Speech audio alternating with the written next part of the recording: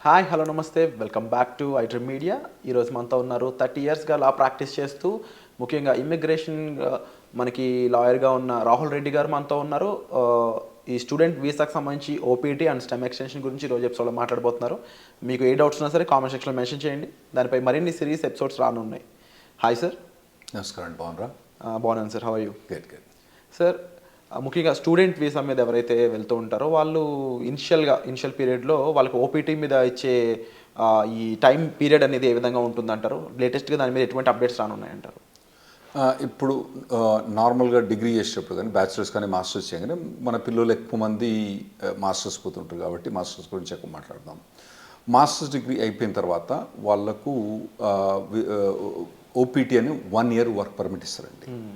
ఆ work permit వచ్చినప్పుడు వాళ్ళు కంపల్సరీ వర్క్ చేయాలన్నట్టు. ఓకే. వాళ్ళకు ఒకవేళ జాబ్ రాకపోతే ఆ ఓపీటీ అనేది క్యాన్సిల్ అవుతుంది. వాళ్ళకు ఒక ట్రాకింగ్ సిస్టమ్ ఉంటుంది, సివిస్ ట్రాకింగ్ సిస్టమ్ అని ఉంటుంది అన్నట్టు.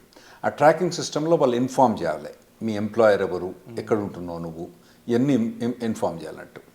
అయితే ఆ 1 year పీరియడ్లో 90 days అన్ఎంప్లాయ్మెంట్ అలౌడ్ అండి. 90 days వరకు 90 days without employment 90 days unemployment allowed. ఒకవేళ 91 day కనుక వచ్చింది అనుకోండి, ఖతం, సివిల్ సిస్టమ్ నుంచి వన్ కిక్ అవుట్ చేసి పడేస్తారు.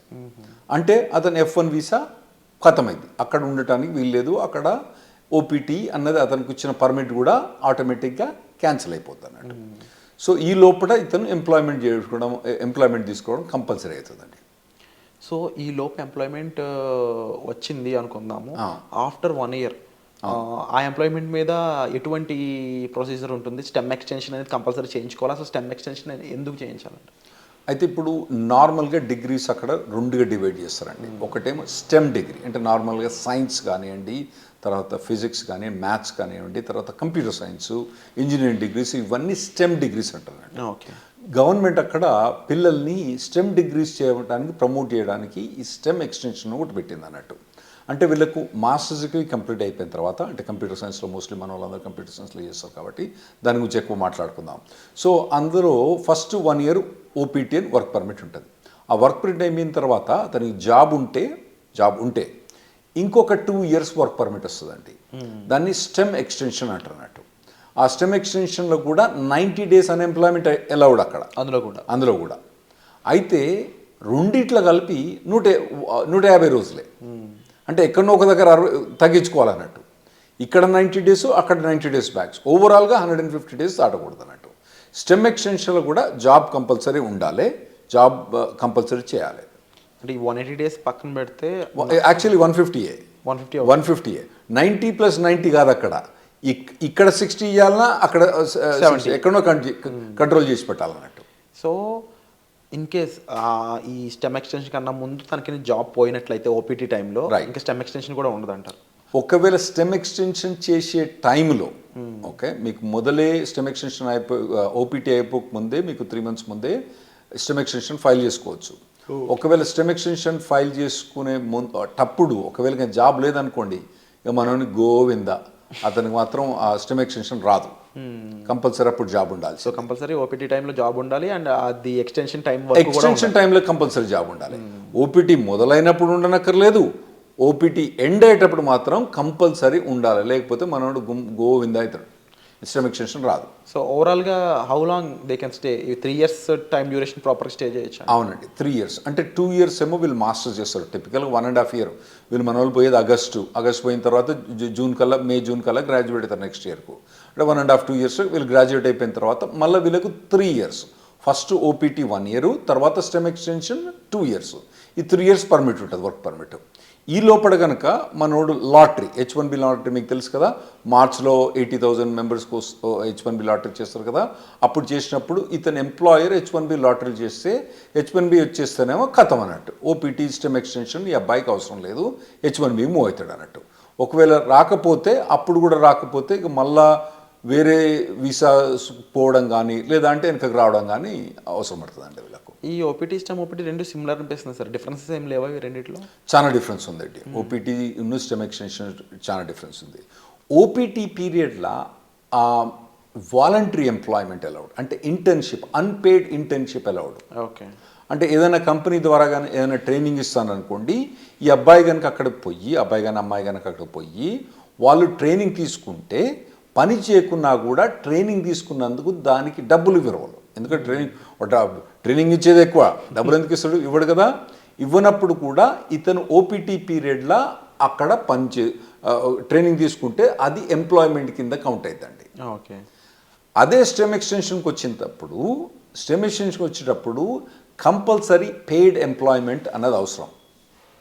ఓపీటీ పీరియడ్లో ఏమో voluntary or unpaid internship allowed, paid allowed, unpaid allowed.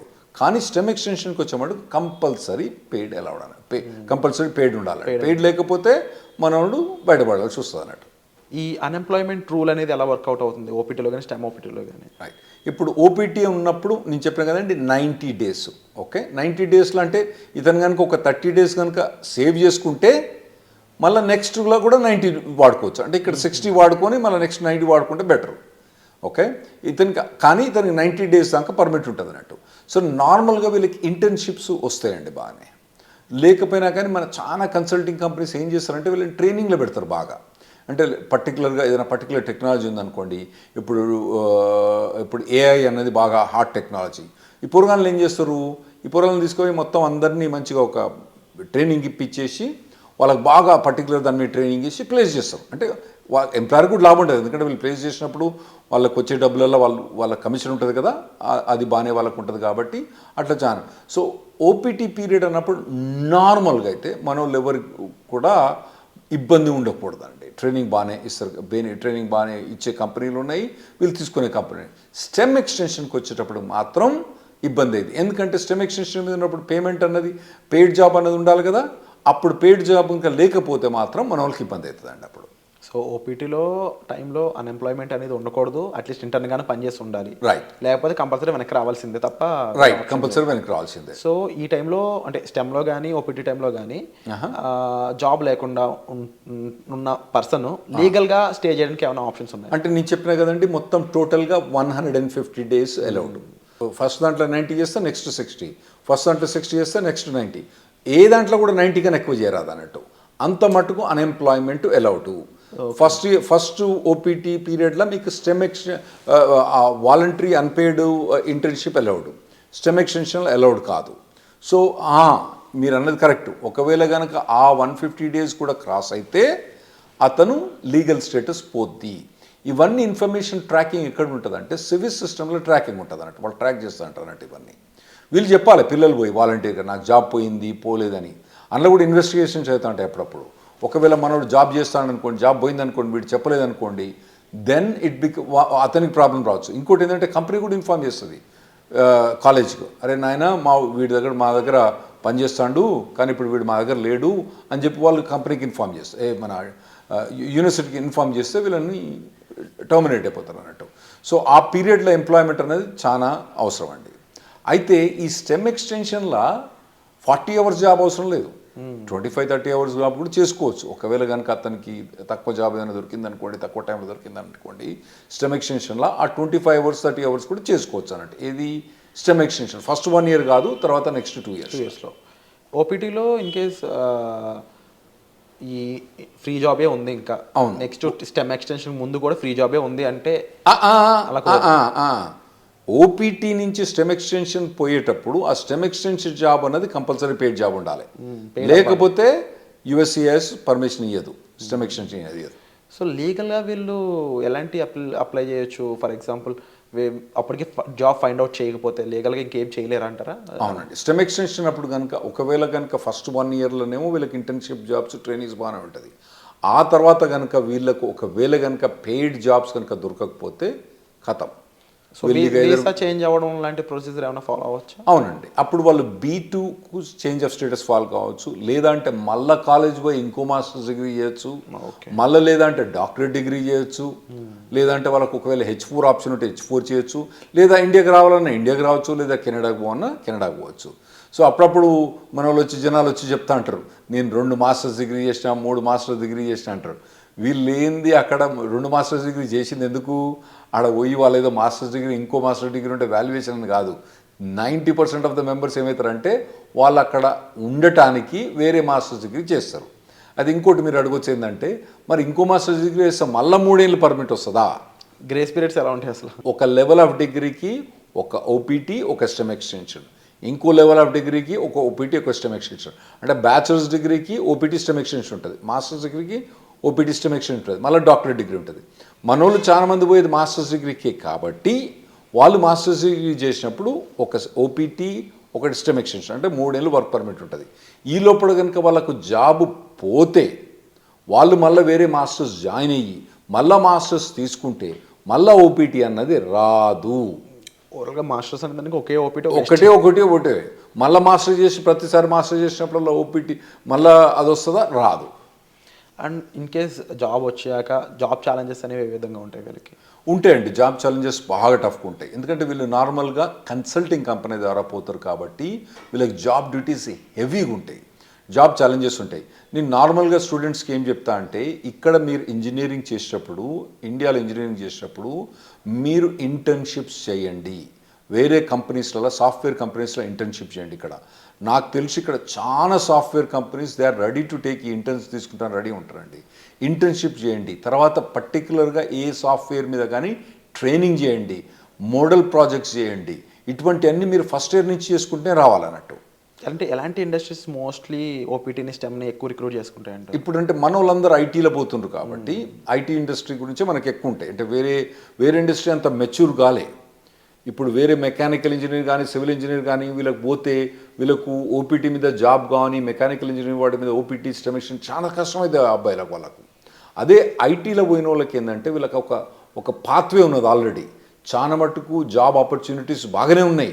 కాకపోతే మన పిల్లలు ఏం చేయాలంటే మొదటి నుంచే వీళ్ళు ట్రైన్ కావాలి. ఏదైనా పర్టికులర్ టెక్నాలజీ ఎంచుకొని వీళ్ళు ఫస్ట్ ఇయర్ బ్యాచిలర్స్ డిగ్రీ కానీ సెకండ్ ఇయర్ బ్యాచిలర్స్ డిగ్రీ కానించి అప్పటి నుంచి ఏదైనా టెక్నాలజీ ఎంచుకొని పోవాలి. తర్వాత ఏంటంటే మధ్యలో టెక్నాలజీ చేంజ్ అయిందనుకోండి, చేంజ్ కావాలి దానికి టెక్నాలజీ. ఎందుకంటే టెక్నాలజీ ఎంత ఫాస్ట్గా చేంజ్ అవుతుందంటే ఆర్టిఫిషియల్ ఇంటెలిజెన్స్ ఏంటంటే 3 ఏళ్ల కింద దాని పేరేం లేదు, నవిడియా పేరేం లేదు. ఇప్పుడు అది number 1 company in the world అయిపోయింది. సో అట్లా టెక్నాలజీస్ అన్ని ఇప్పుడు అందరూ ఎవ్వరు కూడా ఆర్టిఫిషియల్ ఇంటెలిజెన్స్ అంటున్నారు అన్నట్టు. అది కొన్ని కంపెనీస్ పనిచేస్తూ చెప్తారు, మాకు అసలు ఆర్టిఫిషియల్ ఇంటెలిజెన్స్ అవసరం లేదు, కానీ మా కంపెనీలో ఎందుకు హైర్ చేస్తున్నారో లేదు, వాడు రెజ్యూమ్ మీద ఆర్టిఫిషియల్ ఇంటెలిజెన్స్ బెటర్, వానికి ఒక ఏదైనా కోర్స్ కానీ ఏదైనా ఒక 5 months ఎంప్లాయ్మెంట్ కానీ ఇంటర్న్షిప్ కానీ ఉంటే తీసేసుకుంటారు మా దగ్గర అని చెప్తాను వాళ్ళు. సో అటువంటి హాట్ టెక్నాలజీస్ ఉన్న వాళ్ళు వీళ్ళు చూస్ చేసుకోవడం బెటర్. కాకపోతే కొద్దిగా మొదటి నుంచి కూడా ఒకవేళ, ఎందుకంటే ఇప్పుడు ఏఐ అంటున్నారు, అంతకుముందు డేటా సైన్స్ అన్నారు, రేపు ఇంకోటి అంటారు. సో ఇటువంటి ఏ ఒక్క టెక్నాలజీ కూడా ఒక పర్సన్ ట్రైన్ అయితే ఆ టెక్నాలజీ మారినప్పుడు ఈజీగానే అడాప్ట్ అయిపోతారు. నువ్వు ఉట్టిగానే కూర్చొని 4 ఏళ్ళు ఏం పని చేయకుండా ఆ తర్వాత నువ్వు మాస్టర్స్ డిగ్రీ చేసేటప్పుడు కూడా ఏం ట్రైనింగ్ తీసుకోకుండా చక్కగా నువ్వు పోయి మాస్టర్ డిగ్రీ అయిపోయిన తర్వాత నువ్వు ఓపీటీకి పర్మిషన్ ఇచ్చి ఆడ పోయి జాబ్ ఏమంటే అప్పుడు కష్టమైంది. ఇప్పటి నుంచి మీరు బిల్డప్ చేసుకుంటూ పోవాలన్నట్టు. ఇవి చాలా కాంపిటేటివ్గా ఉంటాయి ఓపీటీ స్టెమ్లో కూడా. అట్ ది సేమ్ టైం మీరు ఈ డౌన్ టర్న్స్ ముఖ్యంగా లే ఆఫ్స్ కానీ అవి ఎంత ఇంపాక్ట్ చేస్తాయంటారు ఓపీటీ వాళ్ళని? బాగుంటాయి, ఓపీటీ మీద ఇంపాక్ట్ బాగుంటుంది. ఫస్ట్ ఒకటి మీరు అర్థం చేసుకోవాలి, శాలరీస్ ఎట్లున్నాయి వీళ్ళవి. యుఎస్ శాలరీస్ 80 లక్షలు 90 లక్షలు ఉన్నది. ఏది ఓపీటీ స్టెమ్ ఎక్స్టెన్షన్ కూడా 80 లక్షలు 90 లక్షల నుంచి మొదలైతే వాళ్ళకి శాలరీస్. సో మనకి ఇక్కడ ఇండియాలో ఏంది, మీరు పెద్ద కంపెనీలు పోయినా అనుకోండి, అది వెరీ సర్ప్రైజ్. గూగుల్ అటువంటి కంపెనీస్లలో, అంటే నేను పర్టికులర్ గూగుల్ అని చెప్పాను, వేరే కంపెనీస్లో శాలరీ చూస్తే వాళ్ళకి ఏంది నెలకు 30,000, నెలకు 25,000, అంటే దాదాపుగా 4 లక్షలు 5 లక్షల ప్యాకేజ్ కూడా మా ఎక్కువ ఇక్కడ. ఏది ఎంట్రీ లెవెల్లో అక్కడ 80 లక్షల నుంచి 90 లక్షల దాకా ప్యాకేజ్ ఉంది అక్కడ. అయితే అట్లా ప్యాకేజ్ ఉన్నప్పుడు ఇక్కడ వీనికేమో 5 లక్షలు వస్తా అంటే నీకు ఆడేమో 80 లక్షలు ఇస్తాను అంటే నీ పెర్ఫార్మెన్స్ ఎట్లా ఉండాలి? You have to be at least 10 times better than the guy who's working here. నువ్వు ఉన్నావా లేదా 10 times? లేనప్పుడు నువ్వు షార్ప్మెంట్ స్కిల్ చేసుకోవాలి. నువ్వు అట్లా ఆలోచించాలి. ఇక్కడ వచ్చినానికేమో 5 లక్షలు, నీకేమో 80 లక్షలు, అంటే నీది కనీసం 10 రెట్లు ఎక్కువ ఉండాలి నీ పెర్ఫార్మెన్స్. అంటే 10 రెట్లు ఎక్కువ ఉండాలంటే నువ్వు షార్ప్ అని చేసుకోవాలి. You need to be fit for it. అక్కడ పోయి నేను మాస్టర్స్ అయిపోయిన తర్వాత అప్పుడు నేను నేర్చుకుంటా అంటే ఇప్పుడున్న పరిస్థితిలో మాత్రం నడవదు. %100% కరెక్ట్ సార్. డెఫినెట్లీ మీరు చెప్పిన విషయాలన్నీ కూడా. అండ్ ముఖ్యంగా ఓపీటీ స్టెమ్లో స్టూడెంట్ సిచ్యువేషన్ ఏ విధంగా ఉంటుంది, టైం పీరియడ్ ఎలా ఉంటుంది, గ్రేస్ పీరియడ్స్ అండ్ రాకపోతే ఏంటి పరిస్థితి, ఈ విషయాలన్నీ విన్నారు కదా. అలాగే H1B లాటరీ పరిస్థితుల్లోనూ ఆఫ్టర్ జాబ్ వచ్చాక లైక్లీ ఎఫెక్ట్స్ ఏమేమి ఉంటాయి అనేది వచ్చే ఎపిసోడ్లో చూద్దాం. So stay tune. Thank you so much for information. Thanks.